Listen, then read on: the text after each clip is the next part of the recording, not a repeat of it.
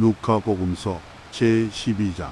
바리사이들의 누룩을 조심하여라. 그러는 동안에 수많은 군중이 모여들어 서로 밟힐 지경이 되었다. 예수님께서는 먼저 제자들에게 말씀하기 시작하셨다.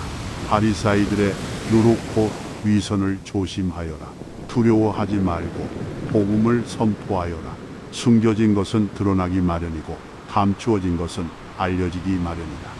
그러므로 너희가 어두운 데에서 한 말을 사람들이 모두 밝은 데에서 들을 것이다. 너희가 골방에서 귀에 대고 속삭인 말은 지붕 위에서 선포될 것이다.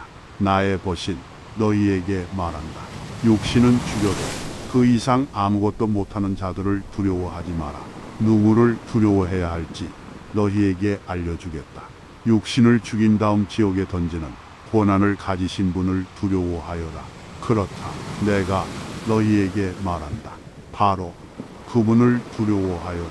참새 5마리가 두 잎에 팔리지 않느냐. 그러나 그 가운데 한 마리도 하느님께서 잊지 않으신다.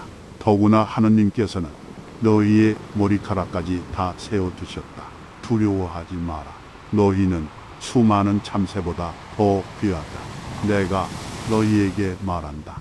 누구든지 사람들 앞에서 나를 안다고 증언하면 사람의 아들도 하느님의 천사들 앞에서 그를 안다고 증언할 것이다.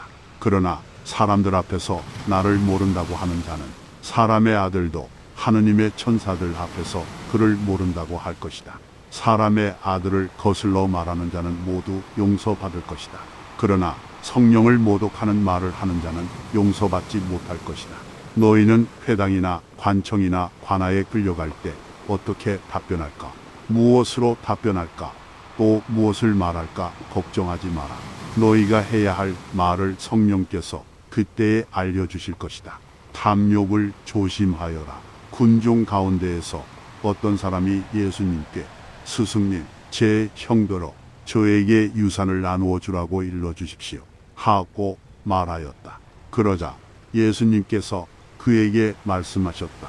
사람아, 누가 나를 너희의 재판관이나 중재인으로 세웠단 말이냐. 그리고 사람들에게 이르셨다. 너희는 주의하여라. 모든 탐욕을 경계하여라. 아무리 부유하더라도 사람의 생명은 그의 재산에 달려있지 않다. 어리석은 부자의 비유. 예수님께서 그들에게 비유를 들어 말씀하셨다. 어떤 부유한 사람이 땅에서 많은 소출을 거두었다. 그래서 그는 속으로 내가 수확한 것을 모아둘 데가 없으니 어떻게 하나 하고 생각하였다. 그러다가 말하였다. 이렇게 해야지. 곡간들을 헐어내고 더 큰 것들을 지어 거기에다 내 모든 곡식과 재물을 모아 두어야겠다. 그리고 나 자신에게 말해야지.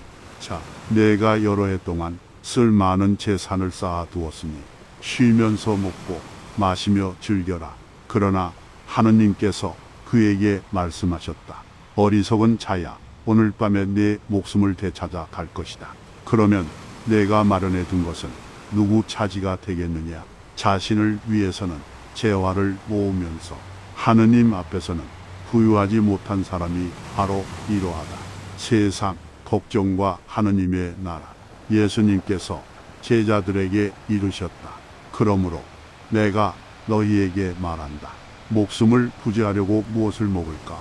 몸을 보호하려고 무엇을 입을까? 걱정하지 마라. 목숨은 음식보다 소중하고 몸은 옷보다 소중하다. 까마귀들을 살펴보아라. 그것들은 씨를 뿌리지도 않고 거두지도 않을 뿐만 아니라 골방도 곡간도 없다. 그러나 하느님께서는 그것들을 먹여주신다. 너희가 새들보다 얼마나 더 귀하냐. 너희 가운데 누가 걱정한다고 해서 자기 수명을 조금이라도 늘릴 수 있느냐. 너희가 이처럼 지극히 작은 일도 할 수 없는데 어찌 다른 것들을 걱정하느냐.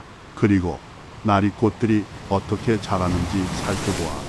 그것들은 애쓰지도 않고 길쌈도 하지 않는다. 그러나 내가 너희에게 말한다.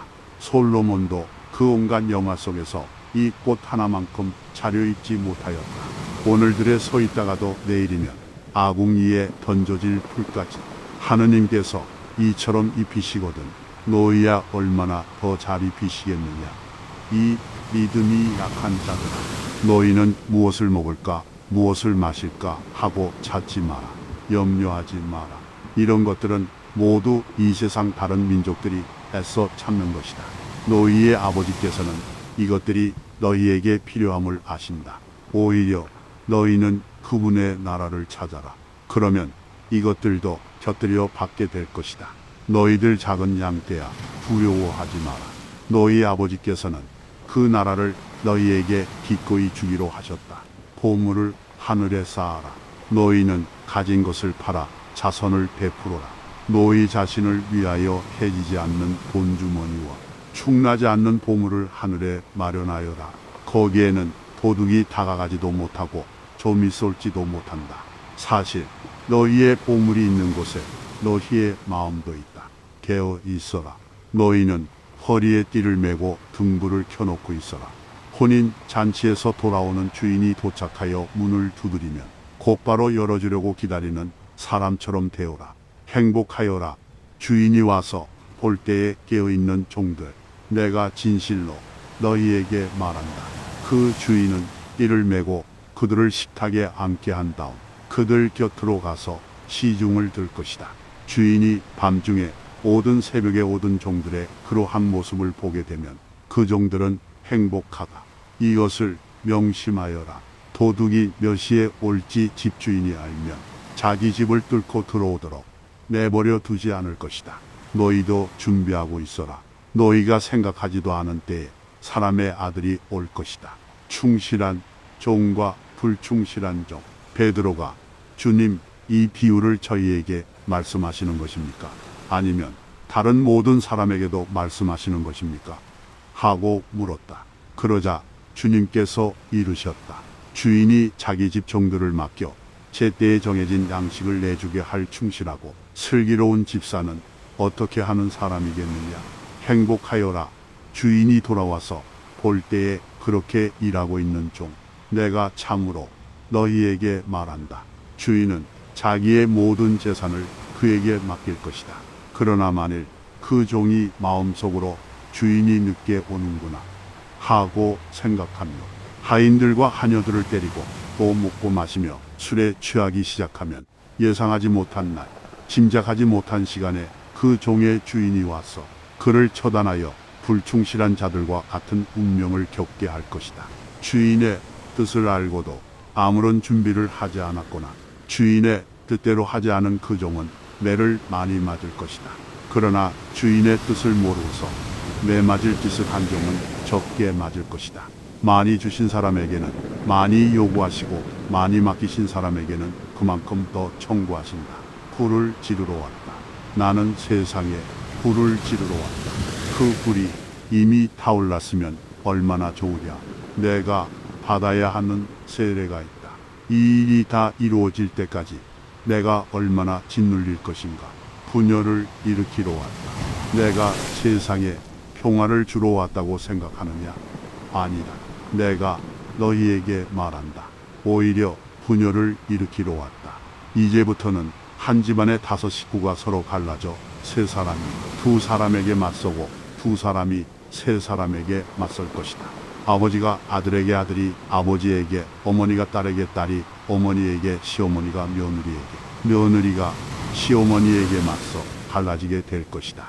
시대를 알아보아라. 예수님께서 군중에게도 말씀하셨다.